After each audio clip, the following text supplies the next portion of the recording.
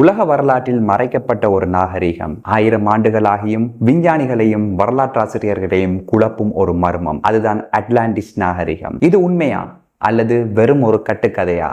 இதில் பொதிந்திருக்கின்ற மர்மங்கள் என்ன? இது தொடர்பாகத்தான் இந்த வீடியோவில் நம்ம பார்க்க போறோம். வாங்க வீடியோக்குள்ள போகலாம்.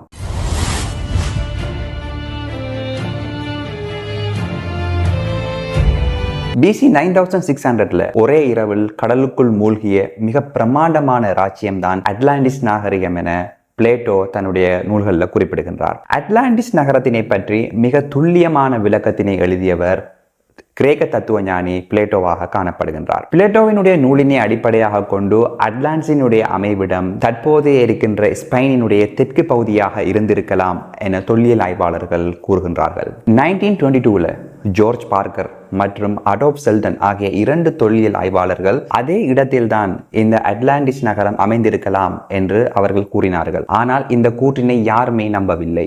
பிறகு சிறிது காலம் கழித்து ஜெர்மனிய தொல்லியல் ஆய்வாளர்கள் சேட்டலைட்டின் உதவியுடன் எடுத்த படமும் பிளேட்டோ அவர் அட்லாண்டிஸ் என்று சொல்லக்கூடிய நகரத்தை பற்றி தன்னுடைய நூலில் கூறிய படமும் ஒத்துப்போவதை கன்ஃபார்ம் பண்ணார்கள். பின்னர் 1979 ஸ்வீடன் சயின்டிஸ்டாக இருக்கின்ற ஒலான் ரூட்ஸ்பர்க் த அட்லாண்டிஸ் என்று சொல்லக்கூடிய 4 தொகுதிகள் கொண்ட தன்னுடைய நூலில் அவர் குறிப்பிடுகின்ற போது ஸ்வீடன் தான் அனைத்து வகையான அட்லாண்டிஸினுடைய அசல் தளம் என்று சொல்கின்றார். அது மட்டுமில்லாமல் அனைத்து வகையான மொழிகளும் ஸ்வீடன் நாட்டிலிருந்து தான் வந்தது என்று அவர் நம்புகிறார். ஆனால் இந்த கூற்றினை ஸ்வீடன் மக்களை தவிர வேறு எந்த வகையான மக்களும் இதனை நம்பவில்லை. பிறகு UFO என்று சொல்லக்கூடிய ஆராய்ச்சியினுடைய நிறுவனம் கூறுகிறது அந்த கால அட்லாண்டிஸினுடைய மக்கள் டிரெக்டாக ஏலியன்ஸோட தொடர்புகளை வைத்திருக்கலாம் என்று அவர்கள் நம்புகிறார்கள்.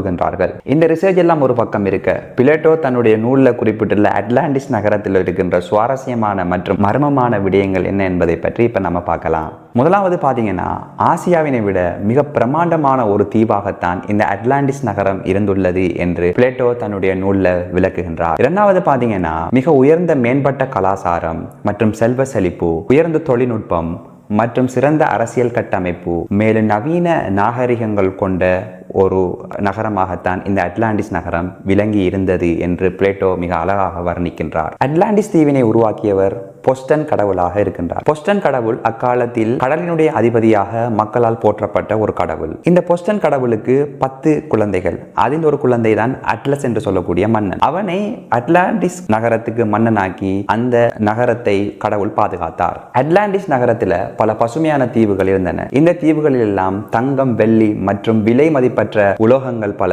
காணப்பட்டன. இந்த அட்லாண்டிஸ் நகரத்தில் தங்கத்திலான சுவரை கொண்ட 2 வகையான ஆலயங்கள் இருந்ததாக அக்காலத்துல கூறப்படுறாங்க. அதுல ஒரு ஆலயம் பொஸ்டன் என்று சொல்லக்கூடிய கடவுளுக்கு உருவாக்கப்பட்டதாக காணப்படுகிறது. இந்த ஆலயத்தில் இருக்கிற ஸ்பெஷல் என்னன்னு சொல்லி பாத்தீங்கன்னா, இந்த ஆலயத்தினுடைய கோபுரம் முழுக்க முழுக்க தங்கத்தால உருவாக்கப்பட்டது என்று சொல்லியும் மற்றும் அதனுடைய விதானங்கள் தந்தத்தால உருவாக்கப்பட்டதும் மற்றும் தங்கம், வெள்ளி போன்றவற்றாலும் இது அலங்கரிக்கப்பட்டதாக அந்த ஆராய்ச்சியில கூறப்படுகிறது. இவ்வளவு செல்வமிக்க அட்லாண்டிஸ் நகரம் ஒரே இரவில் அழிந்து போவதற்கான காரணம் என்ன? அது பற்றி தான் நம்ம இப்ப பார்க்கலாம். விஞ்ஞானிகளினுடைய கூற்றின்படி பாத்தீங்கன்னா, அணுகுண்டினை போல 40 மடங்கு சமமாக வெடிக்கக்கூடிய எரிமலை ஒன்று வெடித்து அந்த அட்லாண்டிஸ் நகரத்தினை முழுக்க அழித்தது என்று கூறுகின்றார்கள். இரண்டாவது அவர்களினுடைய கூற்று, 11,000 ஆண்டுகளுக்கு முன்னர் வெள்ளமும் மாபெரும் சுனாமி அலையும் வந்து அந்த அட்லாண்டிஸ் நகரத்தை அடித்து கடலுக்குள் மூழ்கி அடித்திருக்கலாம் என்று அவர்கள் கூறுகிறார்கள். புராண கதைகளினுடைய படி 3வது அட்லாண்டிஸ் நகரம் அடைவதற்கு பிரதானமான காரணம் கடவுளினுடைய தண்டனையாகவும் இருந்திருக்கலாம் என்று கூறுகிறார்கள். ஏனென்றால் அட்லாண்டிஸ் நகர மக்கள் தங்களுக்கு கிடைத்த செல்வ செழிப்பை எல்லாம் பயன்படுத்தி அவர்கள் ஊழல் மற்றும் பாவச் செயல்களில் மூழ்கியிருந்தார்கள். ஆகவே இதற்கு தண்டனையாக அக்காலத்தில்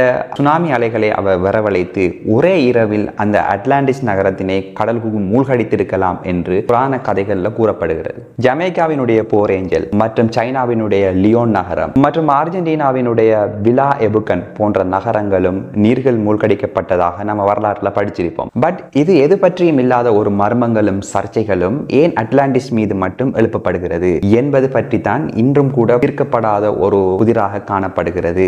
தொடர்ச்சியாக இணைந்திருங்கள். இப்படியான பல சுவாரஸ்யமான விடயங்களுடன் அடுத்த வீடியோவில் உங்களை சந்திக்கின்றேன். நன்றி.